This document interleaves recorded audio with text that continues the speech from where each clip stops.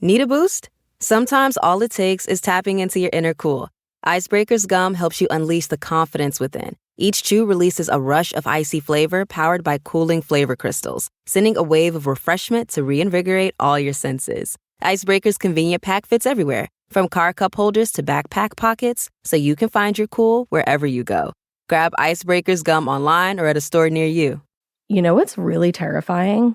That unfinished college degree lurking in the background, just sitting there, waiting for you. That's where Southern New Hampshire University comes in. With flexible online degree programs, there's no commuting, no rigid schedule, and no more excuses. Plus, they have some of the lowest online tuition rates in the U.S. Visit snhu.edu/morbid to learn more before your degree becomes just another story about what could have been. These long dog days of summer, I mean, we just made it through a heat wave. Mama was parched through this heat wave. I was hitting up Dunkin' every single day, and I will continue to, probably for the rest of my days, but especially this summer. Dunkin' is helping everyone stay cool this summer with its lineup of refreshers. These drinks are packed with bold, fruity flavors and served ice cold. It's amazing. Dunkin' refreshers are the perfect afternoon pick-me-up. I like to start my morning with them personally, and then sometimes I go back for a second one because I'm just feeling crazy. They come in a variety of delicious flavors, including fan favorites mango pineapple and strawberry dragon fruit. And then for a limited time, there's black cherry and there's pink pineapple. I'm going to tell you something right now, and it's a bold claim, let me tell you, but I stand behind it. Pink pineapple will change your life. It is so good. It has me feeling like I'm sitting in a pool, resort side, just living, honey. It's so yummy. Try your favorite flavor with green tea, sparkling water, lemonade, or Dunkin's all-new limeade. I haven't tried the limeade yet, but I'm going to. Usually I get my drinks made with green tea and occasionally lemonade, but I do really like the green tea.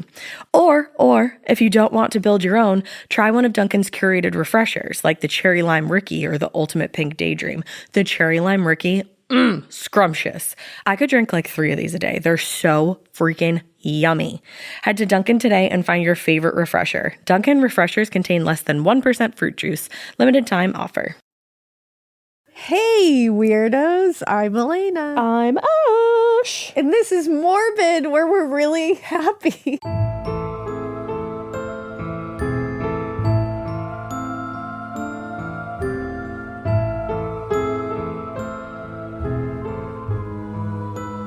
We're happy. I just want to be happy. I'm trying and it's finally enough.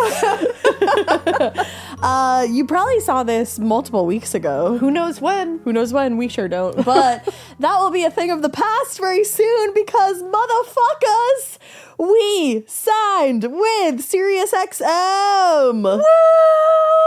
Starting September 1st, we are going to be part of the SiriusXM home, although it already feels like we're part of their home. Yes, we love them. The nicest people. They're lovely. We're very excited to be a part of that crew and for them to be a part of our crew and for it to be one big happy family over here. It's awesome. But obviously, since we announced this, by the time you're listening to this multiple weeks ago, we saw you have a lot of questions. Yeah, we probably have already answered them through a video at this point, but we'll answer them again. Here we go. Yeah.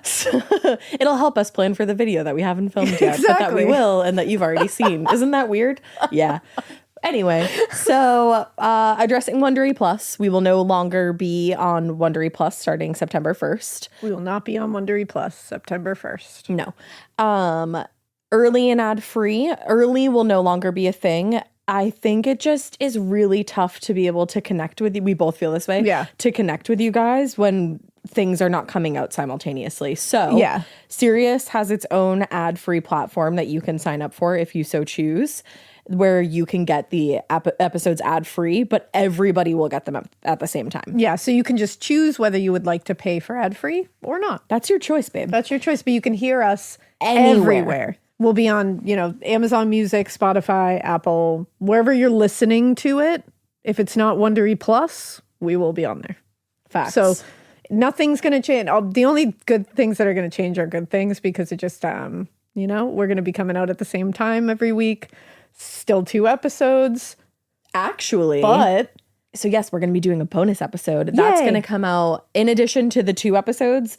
that already come out 1 week out of the month, which I think we're going to do at the second week of the month, you're going to get a bonus episode. A third episode that week. That's going to be anything from like a guest episode, us talking about like maybe like a cool documentary, maybe like we'll do like a book club or something. Who knows? Yeah, like, it can be anything it can be we anything. really want. It could be just a smaller case or a smaller spooky thing. Like a mini morbid. We didn't really think belonged in like a full length episode like the regular other 2 episodes that week, but just kind of an overflow thing that we were like, we want you to hear about this. But yes. Now you get it as an extra thing. You do not have to pay for this bonus episode. It's going to everybody. Yes, so 100%. It's free for everybody. And we're going to do it every month. And it's fun. So every month there'll be 1 week with 3 episodes in it. And if you, like we're still doing listener tale episodes once a month, that will stay at I think it's the last Thursday of every month. Yeah, the same as it is now. If you're watching those on YouTube, they're still going to be there. Have no fear. Literally, like barely anything is changing. It's only good things, like you just said. Yeah, exactly. We're just adding more episodes for you that are free. Yeah. And that we won't have we won't have a long time between recording and it coming out. So we'll be able to be a little more current with what's happening around us and feel more connected with you guys because, you know, that was a big deal for us. Yeah, exactly. But it's very exciting because everything's going to be awesome. It's all happening, Sheena Shea. It's all happening, Sheena Shea. I'm obsessed. And we got to do a fun photo shoot for it yesterday with our new friend Johnny. Yeah, definitely go. We tagged him in the post about the release. Yeah, I think his tag is literally just is a hermit. Yeah, and he's an amazing photographer, so definitely check him out. Hire him for all your photography needs. He made us feel fucking amazing. Yeah, I literally hate getting my picture taken. Yeah, we were both like panicking on the way there. I hate it. We both were like, why did we set this up? Yeah. Oh my God, what do we do? And then we got there and we were like, oh, this is so easy. Yeah, I genuinely hate, like, I don't find photo shoots fun. Like, I'm not one of those people who gets excited I get very anxious and I just don't like it. Yeah. I had a blast. No, it was so much fun. And he made me feel very comfortable. I love a photo shoot. I hate the part where you get the pictures back because you're like, oh no, I didn't think that was going to happen. The only 2 people who have ever made me feel that way are Johnny, who we shot with yesterday, and then my wedding photographer, Molly Quill. Yeah.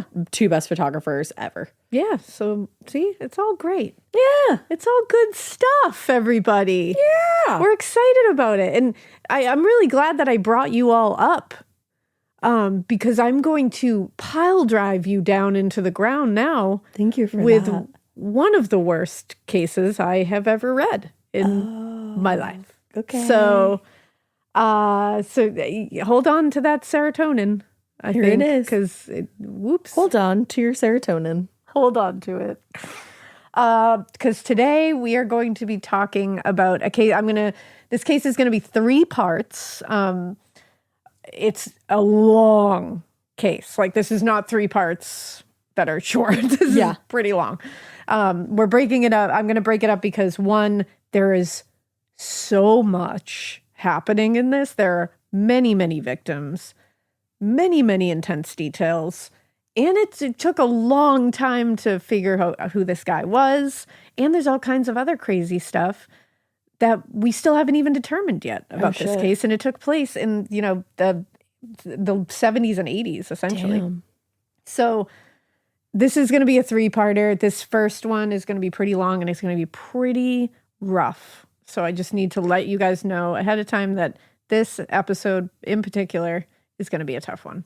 So yeah, in between this series, like this 3-parter and whatever we put out next, we're going to do a spooky episode as like a palate cleanser. Yeah, because after these 3 episodes, you're going to need a minute to breathe. So we're talking about Randy Kraft, also known by the press as the Scorecard Killer. So let's start way back in the 1970s. Southern California, I mean, people who lived in Southern California, they were held in terror because multiple serial killers were stalking their area at any given time. California really had a time where they just fucking went through it. Especially the 70s. It This was like time they period. were just, the 70s and 80s, they were really going through it. And the thing is, like, these serial killers were preying on victims from like a lot of different walks of life. Yeah, like no one was safe. Yeah, no one was safe there. From 1971 to 1983, Randy Kraft, who we are talking about today, kidnapped, tortured, and murdered at least 16 men and boys. Jeez. But the real number of victims is considered to be very higher than that. Yeah. Like much higher than that. When he was arrested in 1983, investigators searched his house and found this like really cryptic list with like cryptic references to what they believed were 61 victims in total. What the fuck? 61. That's insane. I need you to think about lining 61 people up in front of you. That's a lot of fucking people. That's like somebody's entire family. Yeah. Like extended family. I don't even know if our family reunions have that many people at them. And the discovery of that list is what led to the nickname, the Scorecard Killer. After he was arrested in 1983, Randy Kraft was tried and convicted of 16 counts of first-degree murder and sentenced to death, in fact. And don't worry, we'll go over all of that. But the arrest and trial were definitely putting an end to the murder spree that had happened. But there were some questions that weren't yet answered. And this is the part of the case that really threw me for a loop. Because like that happens. We arrest Randy Kraft. He's sentenced. He's charged. But then the question remained, who helped him? Oh, he had help? They think he had an accomplice. What? Yeah. And they don't, and still to this day, they don't know able to figure out who it was. No, I fucking hate that. And when you hear the details of why they thought about this, it'll chill your bones. I really hate that a lot. Because when you really look at the evidence of it, you're like, yeah, I think he had to help. What? And the fact that they didn't find this person is just gut-wrenching because of what they did. And they think he had to help in like almost all of these? I think they do, yeah. What? Or at least some of them. Most of them. Yeah. Now, let's go back to 1972. It was in the early morning hours, December 26th of that year, just before 2 a.m. A California Highway Patrol officer was driving near the 17th Street exit on the 405 freeway. And as he drove by, he saw like a group of people just standing on the shoulder of the off-ramp, like gathered around something on the side of the road. So when he pulled up to them to be like, what the fuck are you doing? He gets out and sees that they're all standing at a decomposing body of a young man who was just laying there, crumpled on the ground, and appeared to be in his maybe early 20s. Oh. Now, from what the officer could tell, the man had been dead for at least a day, and his body had already started decomposing. He was fully dressed in a jacket, sweater, t-shirts, and pants, but he was only wearing one sock, no shoes, and his belt appeared to be missing. Okay. Now, this poor man had obvious ligature marks around his neck, and the officer saw that and was like, I suspect that's probably the cause of death. But as he looked closer, he also saw that this young man appeared to have been struck in the face with an object or a fist because there was severe bruising around his nose and mouth. Mm-hmm. Now, in the days that followed this, this man would be identified as 20-year-old Edward Daniel Moore. It's a baby. He was a serviceman stationed at nearby Camp Pendleton. He was last seen a few days earlier at the Army base, but he had a history of going AWOL. Yeah. So when he wasn't immediately located, no one really suspected anything bad had happened. Mm-hmm. He had a tough childhood. He was placed in foster care as a child because his parents were deemed unfit. Oh. So he probably had a very difficult upbringing. Yeah. And so he ended up having a lot of disciplinary issues growing up because obviously he was acting out due to likely trauma. Yeah. Since then, though, he'd managed to like get by on his instincts and know-how. He was like a very savvy guy that way. Now, when the autopsy was done, the medical examiner determined that his cause of death had been asphyxiation. Oof. But he found out that he had been garroted, not manually strangled. Oh, that always adds such a layer. A garrote is, you may have remember hearing about it in the JonBenet Ramsey case, which is really awful. It's unfortunately always what I think of when that's brought it's up. Usually when there's something put around the neck several times usually, and it's tied into a mechanism. Usually it can, in JonBenet Ramsey's case, it was the end of a paintbrush. Yeah. And it is used to twist and tighten it like a machine almost. It's like medieval torture. Yeah, it really is. It's an awful. And whoever is doing the garroting can kind of loosen it or tighten it at will. Right. So it prolongs it. Yeah, it can prolong it. Now, in addition to the ligature marks around his neck, there were similar marks on his wrists and ankles, which indicated he had been restrained prior to death. There was also a bunch of abrasions on his face from being beaten. This is going to get very graphic. And just from here on out, we're going to get very graphic, and I apologize ahead of time. Because we're essentially talking about torture here. There's a lot of torture. happening in these, and it's brutal. His genitals had clear bite marks on them and scratch marks. It also appeared that he had been sexually assaulted. And his missing sock, because he was only wearing one sock, had been found stuffed into his anus. Oh my God. Yeah. That is kind of a calling card. He does that. This killer does that a lot. Yeah, this is kind of a thing. And the medical examiner believed that he had been redressed after being killed. That, for so many reasons, is so freaky. That's a chilling detail. Yeah. Yeah. Like, what are you doing? There was also a lot of superficial scratches on his arms and other exposed body parts, which looked like they were like he had fallen on gravel. And the medical examiner believed they were consistent with the type of injuries one would get if they had fallen on gravel or been pushed, but from a moving vehicle. Oh, wow. So they believe that that's what happened. In fact, the medical examiner told investigators it probably slowed down, but it didn't stop. So maybe when he was pushed out or dumped? Yeah. Oh, okay. Like when they believe he was probably killed and pushed out of a moving vehicle onto the side of the freeway. Yeah.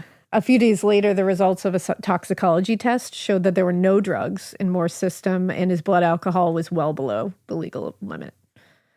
Detective Bill Tynes knew the most reasonable place to start their interviews would be with the other soldiers at Camp Pendleton. Mm-hmm. But because there was like a very particular sexual nature of Moore's injuries, he also expected that they should interview people he may have socialized with in the community, anyone he may have had a relationship with at some point.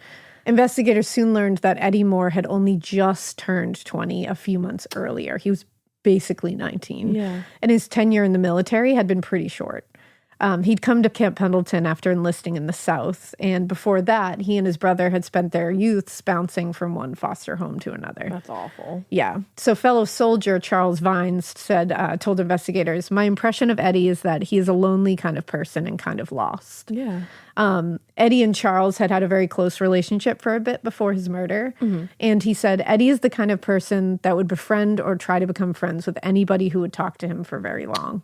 If somebody in a restaurant or on the beach or any place would stop and talk to Eddie for 4 or 5 minutes, Eddie would want to become that person's friend. Oh. And that just shows he probably, that's a direct result of abandonment. Yeah, you know? Absolutely. Like you're just looking for love and for just connections. Yeah.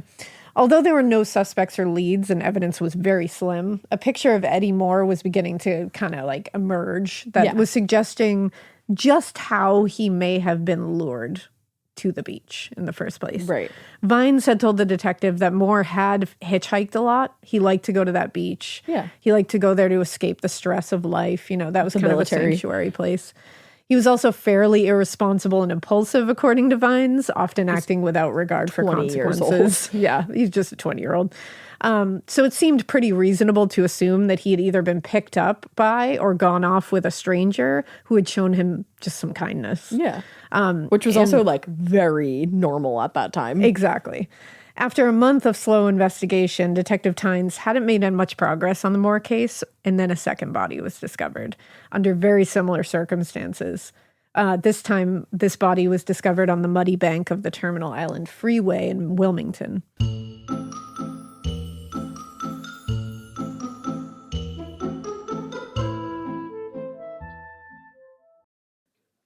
This part of the show is brought to you by Anua, the Korean skincare brand known for scientific, gentle, yet effective formulations.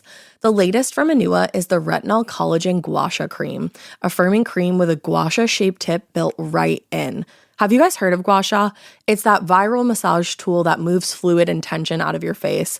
Less puffiness, a snatched jawline, honey, more definition in your face. Retinol firms and reduces fine lines, and collagen keeps your skin plump and structured. This cream has both of those things, arguably the most optimal combo for that snatched, lifted look all in one step.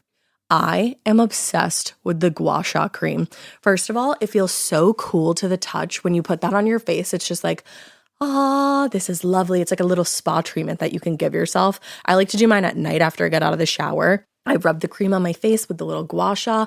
I'm sculpting that jawline, honey. I got it on the cheekbones. And actually, I had a facial the other day, and the lady doing my facial, the professional, she said, "Do you use a gua sha at home?" And I said, "I do." And I said, "How did you know that?" And she said, "I didn't have those little like bumps in my chin or like different areas like that." So she could tell that I was using the gua sha. And I said, "Oh my God." I just feel like I wake up less puffy in the morning when I do it the night before. But you can do it whenever you want to. I, 10 out of 10, recommend this product. The Anua Gua Sha Cream Value Set is available at anua.com, already discounted. Use code MORBID for an extra 10% off. That's ANUA.com, code MORBID. Chilling crime cases are mysterious, but finding coverage shouldn't be. With the State Farm Personal Price Plan, you have options and can personalize your plan to help create an affordable price so you can get back to cracking all of life's bigger cases. Talk to a State Farm agent today to learn how you can choose to bundle and save with the Personal Price Plan. Like a good neighbor, State Farm is there. Head to statefarm.com to get a quote. Prices are based on rating plans that vary by state. Coverage options are selected by the customer. Availability, amount of discounts and savings, and eligibility vary by state.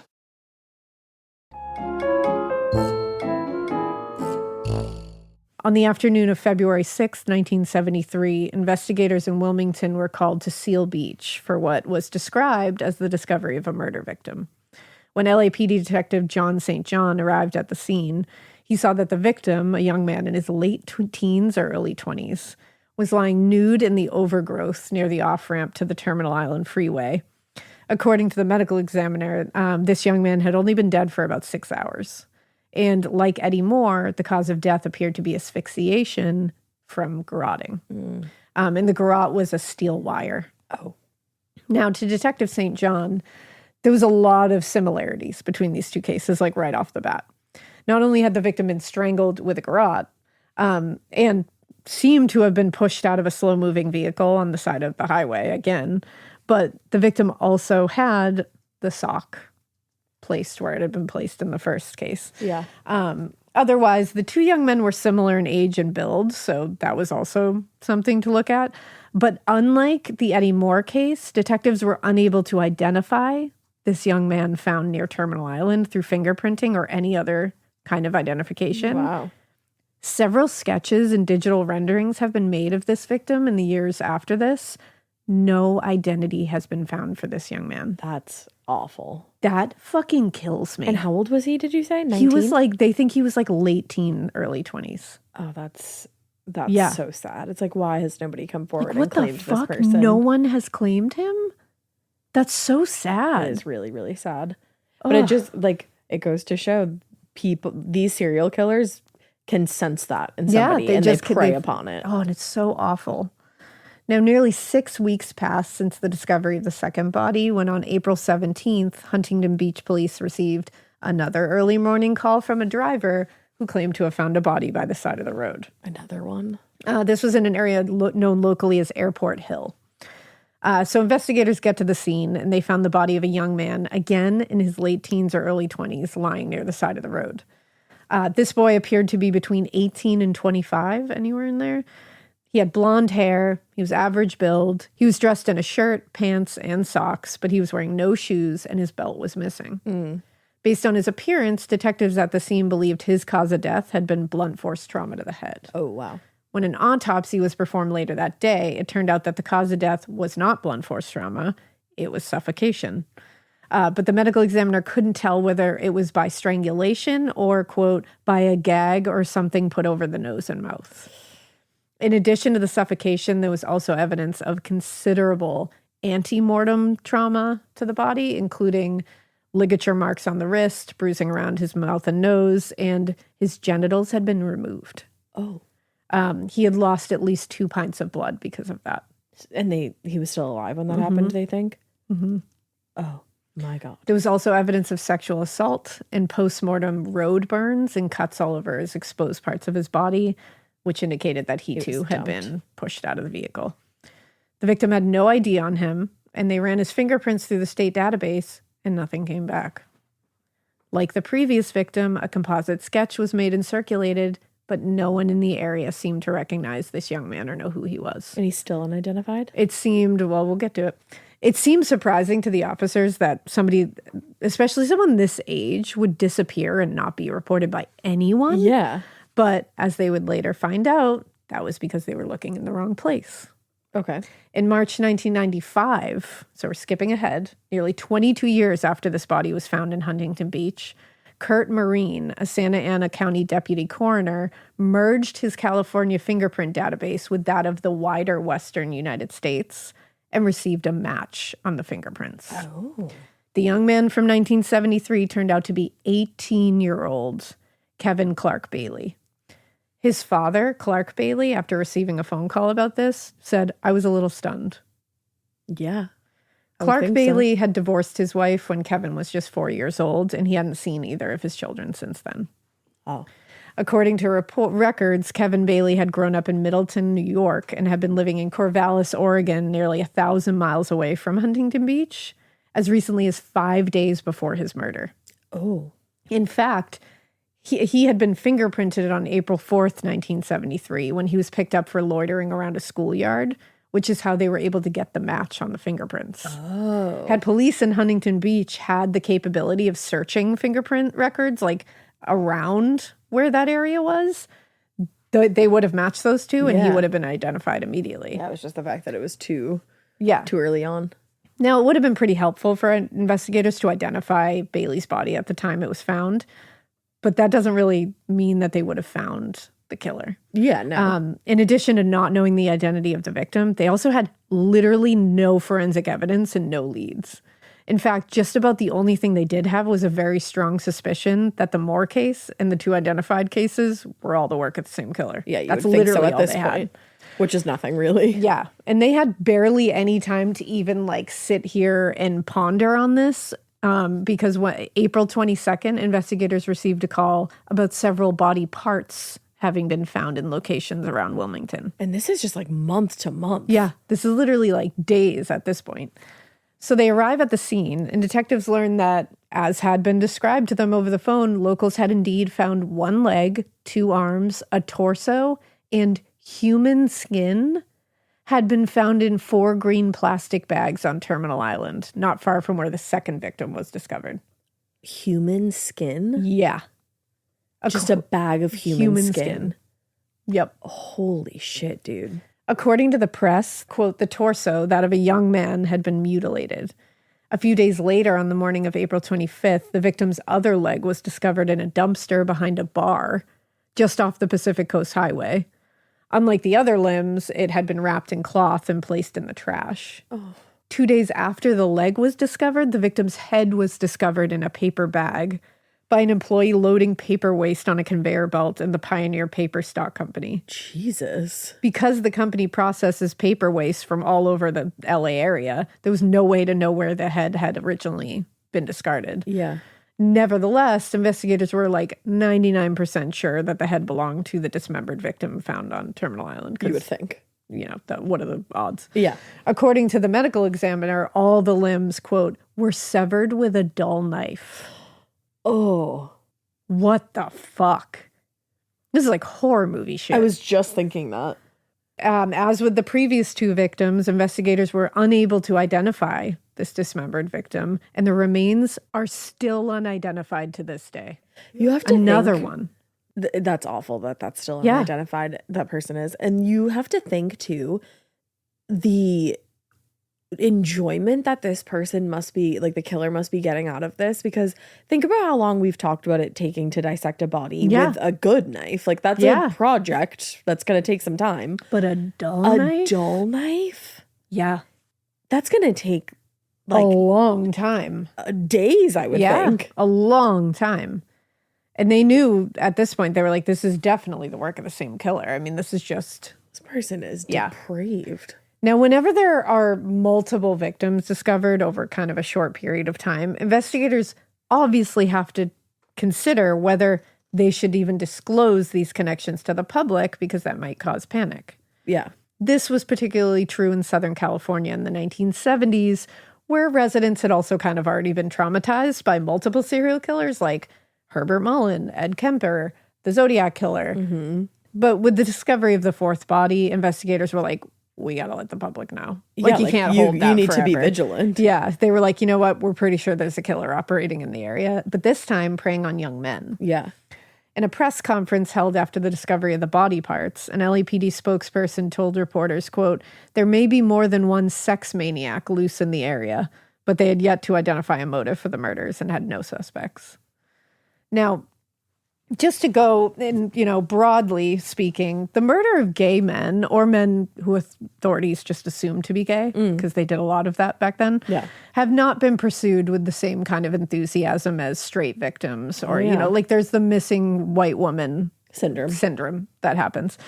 Also, investigations into the murder of gay men have historically been kind of influenced by a lot of assumptions about not the killer, but the victims. Yep. Yeah. And a lot of biases go into it a lot of time. It's just fact. Yeah. Like, you can look back on it. We've covered a lot of cases like this. Ronald Dominique. The Bayou Strangler we talked about. It's the same kind of thing. There's a lot of assumptions that go into it. A lot of, well, whatever. They got themselves into it's the same thing that happens to sex workers a lot. Yeah. And Ronald Dominique was was after this. Yeah. Think about the bias that was going on in the 70s, Exactly. I'm sure. Yeah. And the thing is, with the victims in this case, they represent, when we go through them, various sexual identities across the spectrum. Like, they are not locked into one. Yeah. I mean, most people do, Yeah, they weren't all gay. They weren't all bisexual. At least a couple of them definitely didn't have any interest, sexual interest in men at all. So weren't part of that spectrum. But when it came to the 4 bodies they now believe to be the work of the same killer, detectives Bill Tynes and George Troop were pretty confident that the victims, and I quote, had a one-night stand with a boyfriend and things got out of hand. 4 of them? And also, got out of hand? Got out of hand? There's also just no evidence to literally support no that indication whatsoever. First of all, you don't have a one-night stand with a boyfriend. That doesn't usually work that doesn't way. make Those sense. two things And are all 4 of usually them did? mutually exclusive. All 4 of them had a one-night stand with a boyfriend? But only 2 of them are identified so far. Yeah. And so half of them you don't know, but you're saying they had a one-night stand with a boyfriend. And I'm sorry, things got out of hand? Like, I'm sorry, one of them was dismembered with a dull knife. And There was most a bag of them have human had skin. socks Yeah. in parts where they shouldn't. Like, there was a bag of human skin. Yeah. Part of this that's case. beyond That's not getting out of hand. Like, Jesus Christ. Yeah, it just shows that kind of like flippant, like just whatever. They had a nightstand and things like whoa. It's such a lack of tact that you're like, who lets you talk to people? It's just who like, lets you say things that are going to be and these are written like down young for guys. records? Yeah. These are young guys, With like families. barely out of high school, kind of young, with like, and it's like, fuck, like you're just like flippantly being like, well, whatever. I don't. If that was the case, that it was a one night stand gone wrong, so they deserve it. Like, what does that mean? Well, and it's just so far or that beyond. we shouldn't investigate it as far because no, someone still did this to them, and should be locked up for it. Absolutely. We're just gonna be like, oh yeah, it's fine. It's the things getting out of hand for me. Well, That's what's insane. nice to me is that theory completely shat in their face very quickly. Good. It fell apart on July 30th, 1973, when the body of 20-year-old Ronald Weeb was discovered at the 7th Street exit near Seal Beach, almost exactly where Eddie Moore's body had been discovered. Oh, okay. According to his mother, Ronald had left her house in Los Alamitos around 8:30 p.m. on July 27th. And was headed to the Sportsman's Lodge to have some drinks with friends. He was last seen at the bar a little before 2 a.m. when he said goodbye to his friends and left. Okay. That night, Ronald had driven to the bar, but got a flat tire along the way and parked near a tire store a short distance from the lodge. So it's assumed that he began walking or hitchhiking in order to get home. Mm-hmm. The following morning, when his sister became worried and went out looking for him, she found his car parked near the tire store, the tire obviously flat. Now, Ronald's body was discovered 2 days later just off the highway. And to investigators on the case, everything looked pretty familiar to what they had been seeing. Like Edward Moore, Ronald was fully dressed, except he was missing his belt, shoes, and one sock. His pants were unbuttoned, and he was exposed. There was also a 1/4-inch wide ligature mark around his neck. There was also superficial scratches all over exposed parts of his body. He had clearly been pushed out of a moving vehicle. An autopsy was performed that day, and it basically just confirmed the link between him and the other victims. Ronald's cause of death was asphyxiation from ligature strangulation, and the ME estimated that he had been killed approximately 2 days earlier. So it all lined up. Yeah. That would place his time of death a short time after he left the Sportsman's Lodge. They determined that he had also been hit with a blunt instrument at least 2 or 3 times, hard enough to fracture his skull. Jesus. And there was ligature marks on his wrists and ankles. This next part really just disturbs me. The way the blood had settled suggested that he had been suspended at the time of death. Wow. Suspended in the air. I don't think we've talked about that since we talked about Willie Picton. Yeah. That's another fucking level of sadistic.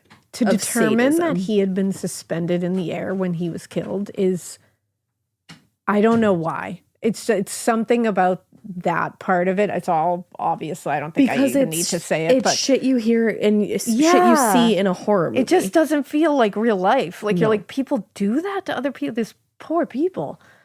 It's awful. Who is this fucking dude? Randy. Like some of the other victims, there was evidence of sexual assault, and the sock was found where it was found with the other ones. This time, though, there was little evidence of antemortem torture or postmortem mutilation. There was no drugs found in his system. His blood alcohol level was 0.02, far below the legal limit. Mm-hmm. One of the more troubling aspects of the crime scene was the position and location of where the body was found. It was obvious that the body had been dragged or dropped on the road, but it was discovered laying right next to an ice plant, which is a kind of succulent, apparently common in California. To Tynes and Troop, which this is interesting, it seemed very unlikely that a body pushed from a moving vehicle would have landed in exactly that spot, not disturbing the plant in any way. Yeah.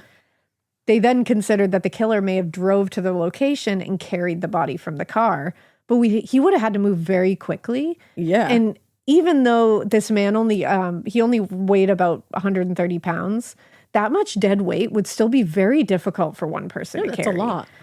So in fact, it seemed more likely, and like alarmingly so, that the killer had some help moving the body.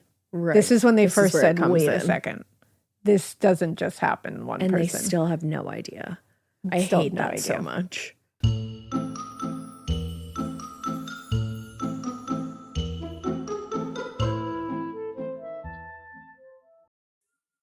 Getting scared is one thing. Getting a thrill is, well, you want more of those in your life. The Genesis GV70 is built to thrill, baby.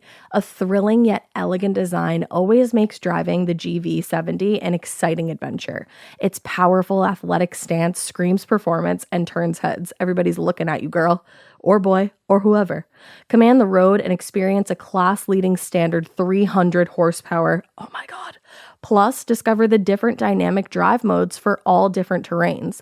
Choose between the different terrain modes for whatever road conditions you may encounter. The Genesis GV70's award-winning technology and performance lets you drive with comfort and drive with confidence all at the same time. It's an exciting SUV with intuitive tech that can make your ride smooth even when the road isn't. And its blind spot cameras allow you to see what's next to you. It's like having eyes on the side of your head. That's pretty iconic. Its performance, by the way, is measured not only in power, but in how it makes you feel confident, sexy.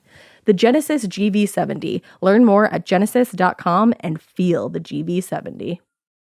This episode is brought to you by SoFi, the all-in-one finance app where you can bank, borrow, and invest all in one place. Let's talk about bank accounts for a second. The average bank savings rate is 0.39% in interest. You're earning pennies on your savings, and it doesn't have to be that way. But with SoFi's high-yield checkings and savings, the money barely making moves sitting in your savings account can earn over 8 times the national average savings rate with eligible direct deposit. No account or overdraft fees. We love transparency. You can get your paycheck up to 2 days early, plus get up to a $300 welcome bonus when you sign up with eligible direct deposit. Sign up for SoFi checking and savings at SoFi.com/morbid. SoFi checking and savings is offered through SoFi Bank, N.A., member FDIC. Terms apply.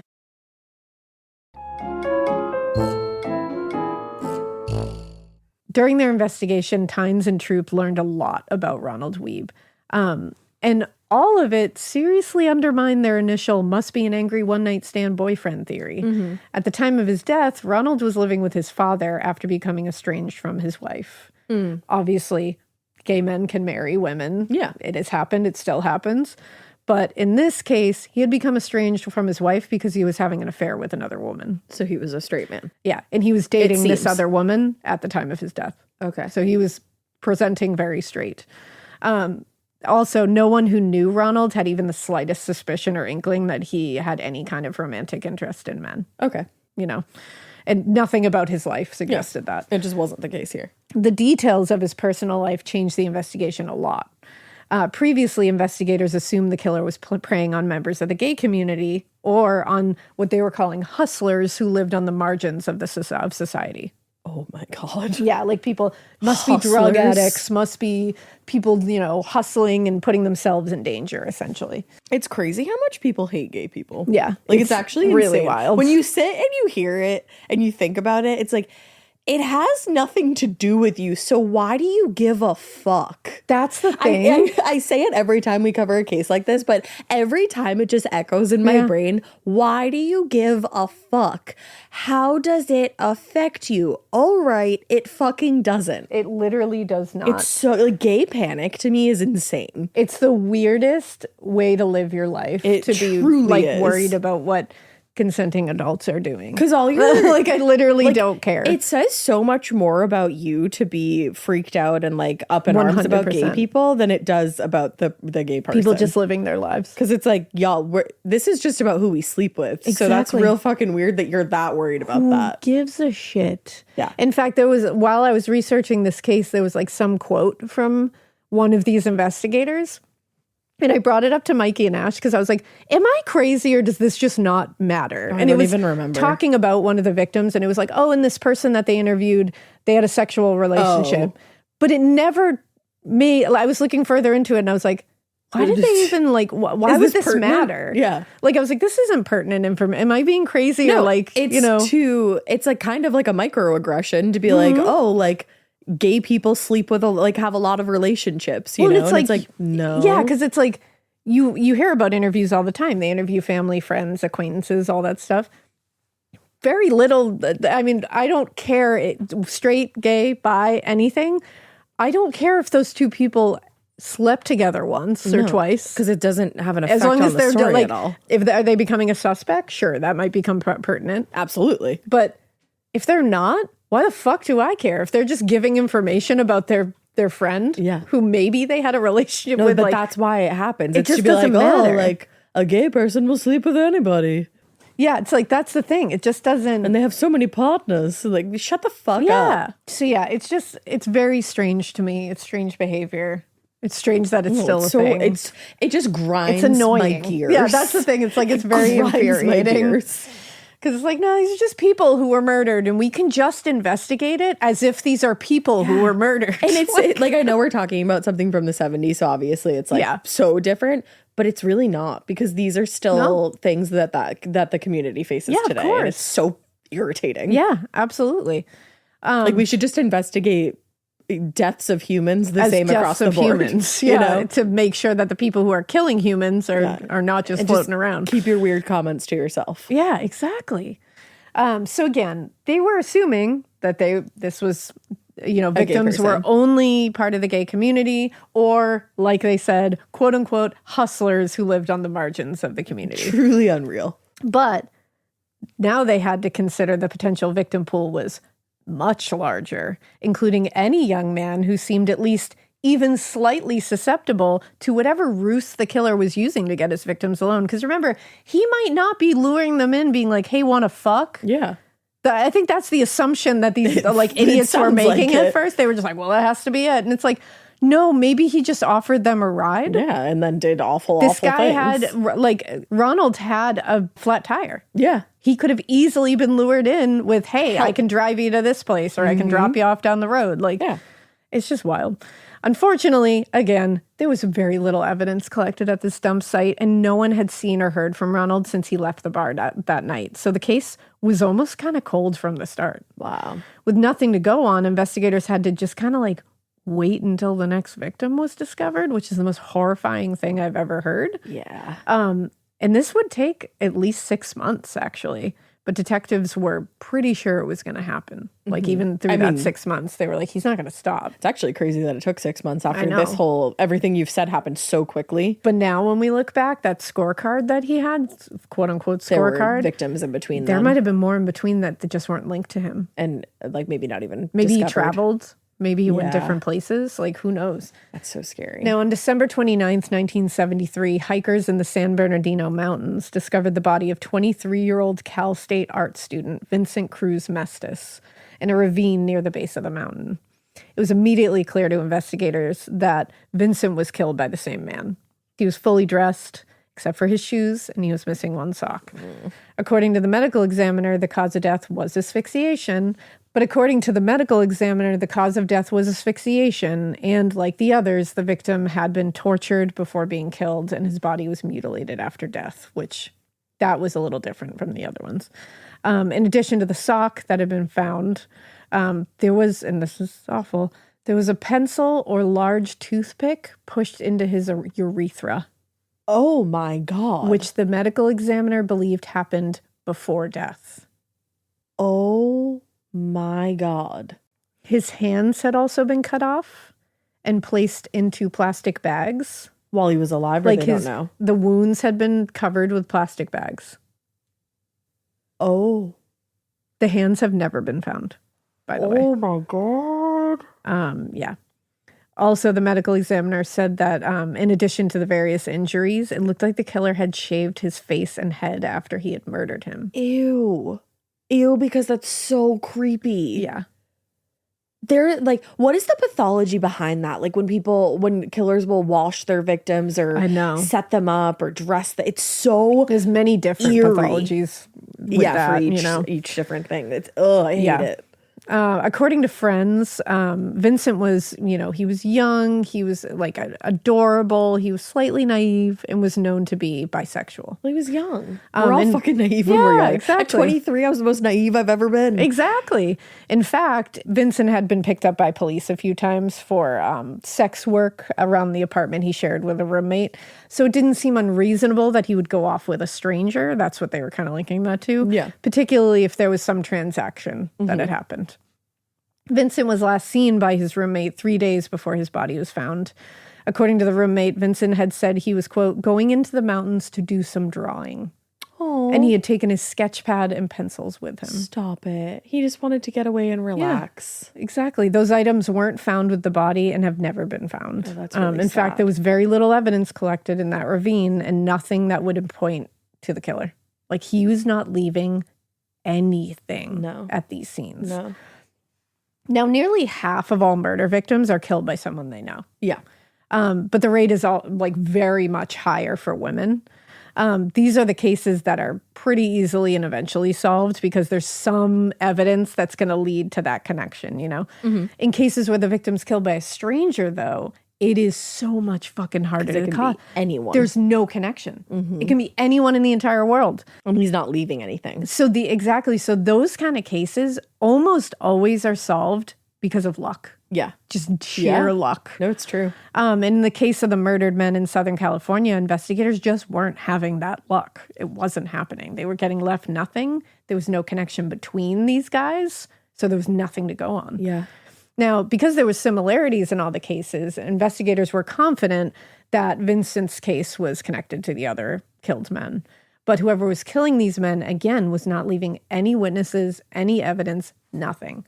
And 6 months passed with pretty little progress in the case again. Then on June 2nd, 1974, the body of 20-year-old Malcolm Little was discovered sitting propped up against a mesquite tree along Highway 86 just south of Salton Sea. Oh.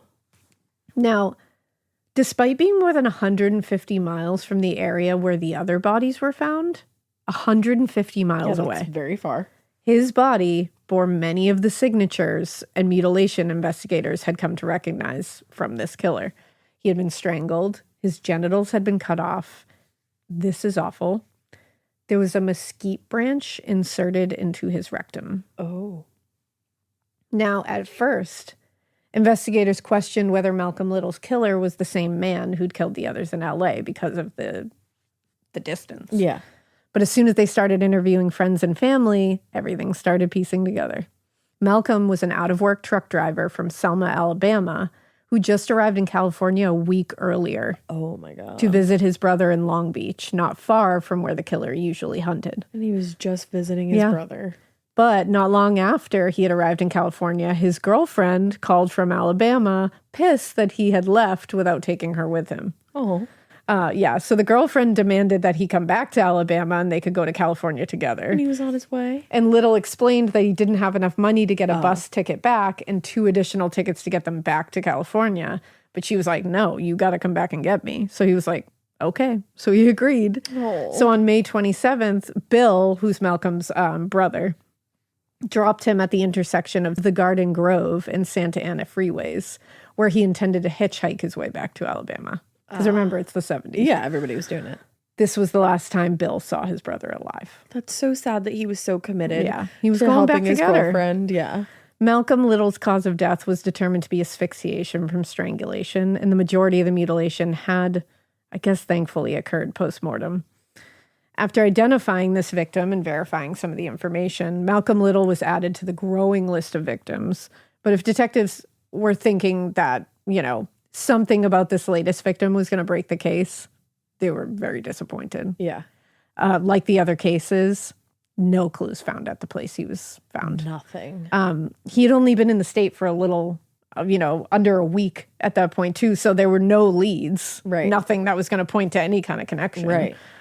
This time, investigators wouldn't have to wait long, though, for another victim to be discovered. On June 22nd, just a few weeks after Malcolm Little's body was discovered, the nude body of 18-year-old Roger Dickerson was found at the end of a dead-end road in Laguna Beach. Oh. Near a private golf club. Which is a very affluent area. Yeah. I'm sure we all know. Yeah, exactly. Dickerson had been sexually assaulted. There were bite marks on his genitals. And his cause of death was asphyxiation from strangulation. This time, though, there was something new that hadn't been a factor in the other cases. In addition to a small amount of alcohol in his system, there was also the presence of diazepam, which is the generic form of Valium. Mm-hmm.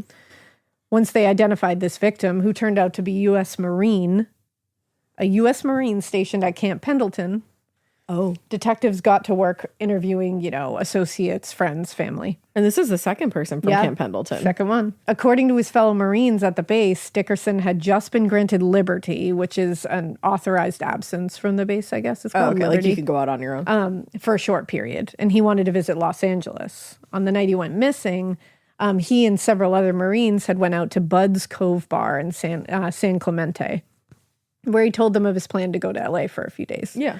According to those friends, he had found someone to drive him to LA, but he didn't mention that person's name. That was the last time any of them saw him alive. A little over a month later, on August 3rd, another body was discovered. Jeez. This time, found in an oil field in Long Beach. Oh, that's chilling. That morning, oil field workers arrived for their shift and discovered the fully clothed body of 25-year-old Thomas Lee. Like some of the more recent victims, Lee's body had been dumped in a less obvious location. Because before they were like right in the open. Yeah. It's like shock value. Yeah, and he was placed at the bottom of a steep incline, though clearly still in an area where it would be found kind of quickly, but still a little further out. Yeah. Lee had a high blood alcohol level at the time of his death, and the cause of death was listed as asphyxia from strangulation. Upon further investigation, detectives learned that Thomas Lee worked as a waiter at Princess Louise, which was a popular San Pedro restaurant. He was also a regular at area bars like Lil Lucy in Long Beach and the Diamond in Wilmington. Mm-hmm. Both areas were places where the killer had found other victims. Lee was also known among the gay community as one of the more active cruisers in the area. Mm-hmm. And a lot of people they talked to said he was a one-night stand guy. He had a lot of friends, Yeah, he was hanging out. Yeah, he was hanging out at the bars. He was sliving. that is, he's something he's allowed to do. He's a consenting adult, and he's doing it with other consenting adults. Live your damn life. But unfortunately, this would make him a perfect target for this killer. Right. The last time anyone had seen Lee was around closing time the night before his body was discovered on August 3rd.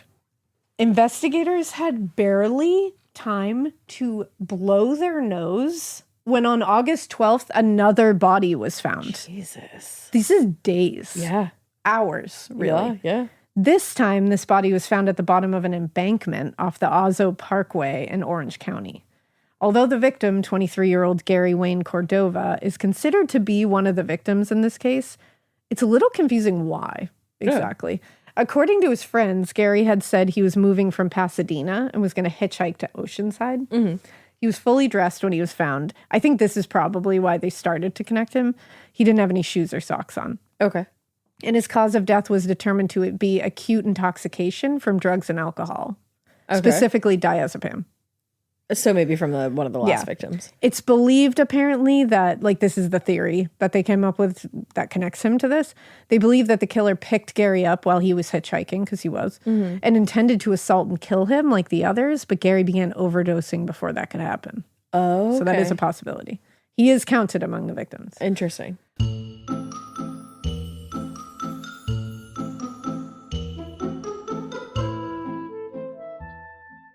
This episode is brought to you by SoFi, the all-in-one finance app where you can bank, borrow, and invest all in one place. Let's talk about bank accounts for a second. The average bank savings rate is 0.39% in interest. You're earning pennies on your savings, and it doesn't have to be that way. But with SoFi's high-yield checkings and savings, the money barely making moves sitting in your savings account can earn over 8 times the national average savings rate with eligible direct deposit. No account or overdraft fees. We love transparency. You can get your paycheck up to 2 days early, plus get up to a $300 welcome bonus when you sign up with eligible direct deposit. Sign up for SoFi checking and savings at SoFi.com/morbid. SoFi checking and savings is offered through SoFi Bank, N.A., member FDIC. Terms apply. Getting scared is one thing. Getting a thrill is, you want more of those in your life. The Genesis GV70 is built to thrill, baby. A thrilling yet elegant design always makes driving the GV70 an exciting adventure. Its powerful athletic stance screams performance and turns heads. Everybody's looking at you, girl, or boy, or whoever. Command the road and experience a class-leading standard 300 horsepower. Oh my God. Plus, discover the different dynamic drive modes for all different terrains. Choose between the different terrain modes for whatever road conditions you may encounter. The Genesis GV70's award-winning technology and performance lets you drive with comfort and drive with confidence all at the same time. It's an exciting SUV with intuitive tech that can make your ride smooth even when the road isn't. And its blind spot cameras allow you to see what's next to you. It's like having eyes on the side of your head. That's pretty iconic. Its performance, by the way, is measured not only in power, but in how it makes you feel confident, sexy. The Genesis GV70. Learn more at genesis.com and feel the GV70.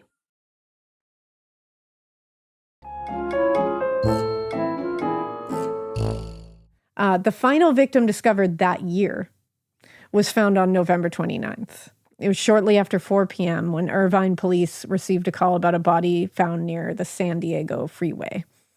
When they got there, investigators found the body of 19-year-old James Dale Reeves, about 25 feet from the road. Not far. He was clothed in just a blood-soaked T-shirt and was laying face down between 2 trees, just a few feet from the rest of his clothing, all of which were soaked in blood. Although the medical examiner wasn't able to identify a cause of death, he suspected suffocation. Also, when the body was discovered, the killer had inserted a 4-foot tree branch. 4 foot? Yes. A 4-foot tree branch. Yeah, I told you, this is just horrific in every way. It's like it gets worse and worse. How is that even possible? Yeah. It's awful. And he's he's 19 years old. These are kids. That's like beyond brutal. Now, according to his family, James had asked to borrow the family car on the afternoon of November 27th.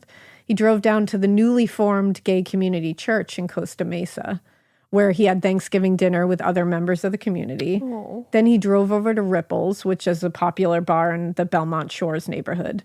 When investigators searched the area, they found the car was still in the parking lot of Ripple's, indicating that James had been picked up at the bar. Yeah. Likely by the killer who dumped his body on the highway. It will never not be strange to hear what people do in their last hours and to picture that in your head. Yeah, you just had Thanksgiving with your friends at the newly formed church for your community. Right. And you have no idea, after celebrating what was probably like a nice, we just formed this church together. Community. We have this community. This We're is our supporting Thanksgiving each other. together. And then to have this happen. And just to think, like what a obviously, cruel- nobody has any idea that this is happening, and they're thinking about their plans for the next couple hours or their plans for the next day. couple days. It will never, No. it will never cease to like fuck me up. It will never. Now, in their statement to the press, investigators hedged their bets on this one. They said, so lead fight detective them. JJ Hurlbert told reporters, we're not necessarily saying he's homosexual, but he certainly preys on homosexuals and engages in homosexual activities with his victims. So they're like, we're not like saying the killer's gay. We're not saying he's not gay. Because he sexually assaults these guys. So wow. I'm like, way to hedge your bets on that one. You're Yeah, just like, truly. We're not saying he's necessarily gay, but like he might be. It's like, thank you. That's so helpful. I'm not sure about all that. Thank you for that. Now, after so many murders and so little evidence, investigators were looking for any help, which I understand that. They have nothing to go on. And so they started turning to the gay community to be like, can you help us identify who this could be? Because he might be preying in these certain areas. But the gay community was very reluctant to speak with detectives for obvious reasons. JJ Hurlbert said, we can't find anyone who can put the victim and the killer together. However, we feel there must have been cases of someone being picked up by this guy who got away and just hasn't come forward, which is very possible. Yeah. But they might feel, like ashamed about it. They might feel scared. They might feel like they're going to be pinned trouble, for somehow or in trouble somehow. Yeah. Because it's not like they haven't seen this happen a million times to their community. Right. So, of course, they're not going to run and be like, let me help. Yeah. Now, unfortunately for the detectives, and the other investigators, they had just formed a newly formed task force for this, but no one came forward with any suspicious members of the community or providing tips on anything that they had seen. Which also, there's a possibility no one saw anything that they figured was worth noting. Right. Or had been picked up by this guy and let out. He might not have let anyone go. So for George Troop and the other detectives on the case, it was obvious these were the victims of the same killer, obviously, but it seemed impossible that someone could commit so many murders and not leave any evidence behind or be seen by anybody. Ever. Equally frustrating was the fact that while they were struggling to make progress, the body count was just rising and less time was happening between discovery of victims. Yeah. So the new year comes and they immediately get a call for a newly discovered body in the killer's hunting ground. Oh, no. This time, a teenage boy, 17-year-old John Williams Laris, was last seen boarding a bus carrying a pair of roller skates. Oh. Yeah. The day before his nude body was discovered, January 4th, 1975. He was floating in the surf off Sunset Beach. Oh. According to the bus driver, John got off the bus at a stop near Ripple's Bar, where previous victim James Reeves disappeared from a month earlier. Like many of the other victims, Laris had been sexually assaulted, and there was a foreign object, which was later identified as a wooden surveyor's stake, inserted into his anus, and he had been strangled to death. Jesus Christ. 17 years old. 17 years old. In addition to the discovery of another victim, what was probably most alarming was that there were drag marks in the sand where the killer had dragged the body to the water, and alongside those Footprints. were 2 sets of footprints. Oh, fuck that. Yep.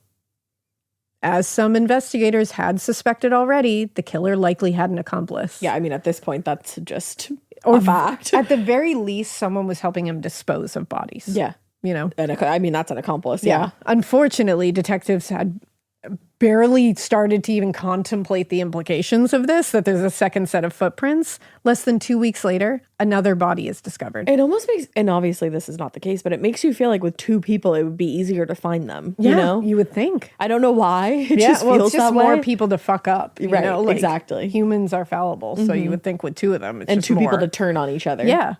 On the morning of January 17th, construction workers arriving to a job site next to the Golden Sails Hotel off the Pacific Coast Highway discovered the body of 21-year-old Craig Jonitis. In this case, he was fully clothed, except he was missing his shoes and socks. There was a dark red ligature mark around his neck, indicating that he'd been strangled.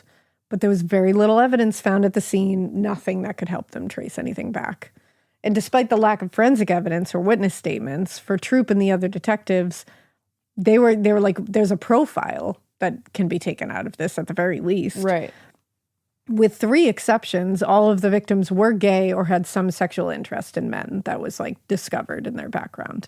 So it was fair to assume they'd gone with the killer willingly, perhaps. Yeah. Like at least some of the time. And he definitely had a type. Young, white men with a medium build. They all were. It was also obvious that rather than cover up the crimes, the killer appeared to be leaving his victims in places where they would be discovered by either police or the public. On the side of the highway, public beaches, like that kind of thing, near golf courses. Right. During the investigation, something else occurred to Troop and Tynes that may have revealed something about the killer's background, actually. In many of the cases, a sock had been inserted into the victim's anus. Yeah.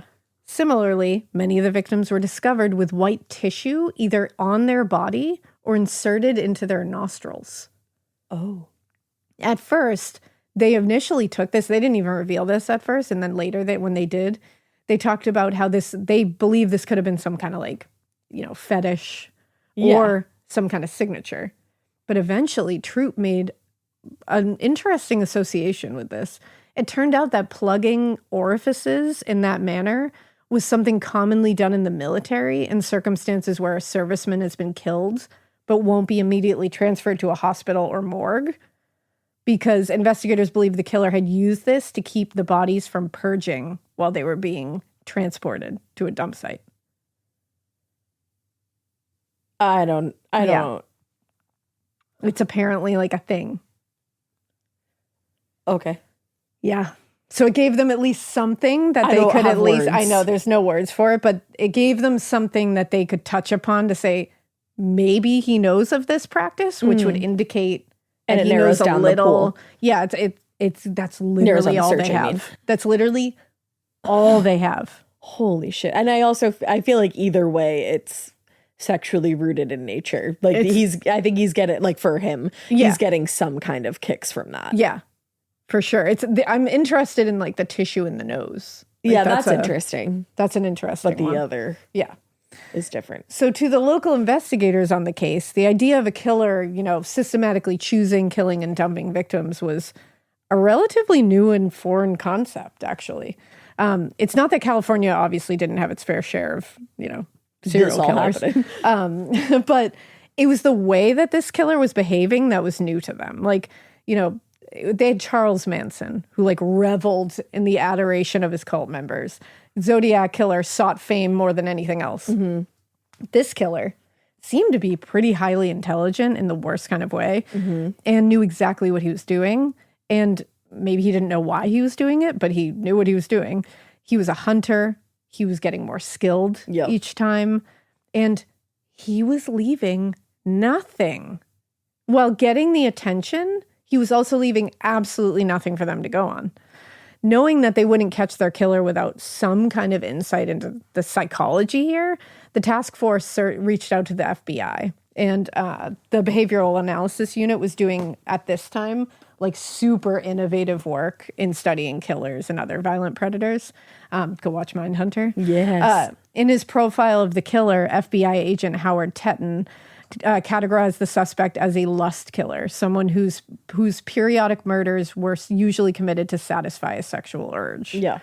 Another analyst on the team, Dr. E. Mansell Pattison from the California College of Medicine, described the killer in a way They got something out of these profiles, but this is a wild description. I'm getting ready. Described the killer as a man who, quote, desires to feel masculine and virile, but does not feel masculine. He vicariously identifies with the masculine image of the victim. Sodomizing the victim affirms that he is a potent, aggressive, virile, heterosexual male. So he's essentially saying this is a guy who hates himself. Okay. And wants to feel masculine but isn't. So he's like taking masculinity from his victims. He's kind of assuming that this is a gay killer as well. So he's like putting it in there that like this is obviously a gay man who doesn't feel masculine and feels masculine by taking masculinity away from other men. Okay. Which is just like it's a strange way of saying it. Yeah. It's got a lot of assumptions in there. Yeah, lots of implications there. Some kind of bizarre way of looking at it. Frankly, it wasn't as bad as I was expecting. No, it could have been way worse. That's the thing. There was parts of it that were worse that I don't choose to say. Love that. But we did, what I wanted to take from this is like from those two different analyses, we got a few things from them. Okay. One, there was likely more victims than were known to investigators. Which we confirm later. Which we do. Two, the killer felt absolutely no sense of guilt or remorse because he's a lust killer. He doesn't give a shit. Yep. Three, it was highly unlikely he would stop on his own volition. Yeah, no, I mean, clearly not. Yeah, he can't stop. The urges are too much. Now, the insight provided by the profilers and psychologists was of some value, obviously, to the task force, but it didn't really do anything to point them in the direction of a fucking suspect, which is what they've been trying to do this whole time. Yeah. In the meantime, within a couple of months of murdering Craig Jonitis, the killer was back out on the streets looking for another victim already. And he's going to find one. Mm-hmm. And that's where we're going to end for part one because we all need a collective minute. The amount of men who have died in part one. And so in brutally. horrific, violent, just graphic, atrocious ways. Yeah. Is something I think we need to take a minute from. Yeah. Because part two is going to pick right up there with some more victims because we are not done with this piece of shit. Unfortunately. And we are going to get into how they discover who Randy Kraft is. Okay, love that. I love the part where they're apprehended. We are going to get the that part fucker. where they're not stresses me out so much. So we will get there. But yeah, this is a hard one. This is a tough one. Yeah. Because of the era it happened in. Mm-hmm. Like for so many ways, obviously, because of the brutality of the entire thing, but also because of the era it happened in and the way that things were talked about in the press and by investigators. It's just, there's a lot to unpack. To like chew on while you're learning all the details of all the brutality that happened to these poor men. Yep. To hear how it was described and certain assumptions that are made about victims mostly is like what makes it really tough to swallow. That's why it's just like, I got to take a minute. Absolutely. Yeah. I agree. Yeah. So we'll be back with a lot more. All right. It's rough. We'll see you then. Because we hope you keep listening. And we hope you keep it weird. But not so weird that you don't come back for part 2, honey. Hey, yo. Bye. Bye. Bye.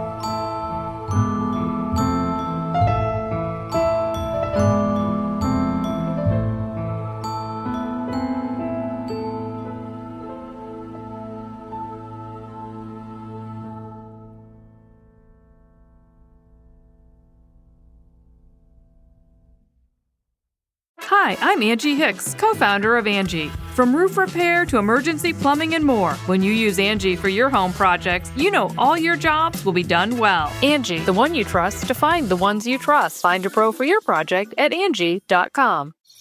Traditional home security only alerts you after a break-in, and that's too late. SimpliSafe is changing that. Stop. This is SimpliSafe. Police are on the way. We don't just alert, we stop crime before it starts. SimpliSafe, plan starting around $1 a day. Save 50% on your new system with professional monitoring at simplisafe.com/SXM or with promo code SXM. Outdoor deterrence requires a SimpliSafe Active Guard outdoor protection plan starting at $49.99 a month. Visit simplisafe.com/licenses for alarm license information. Tennessee 2012.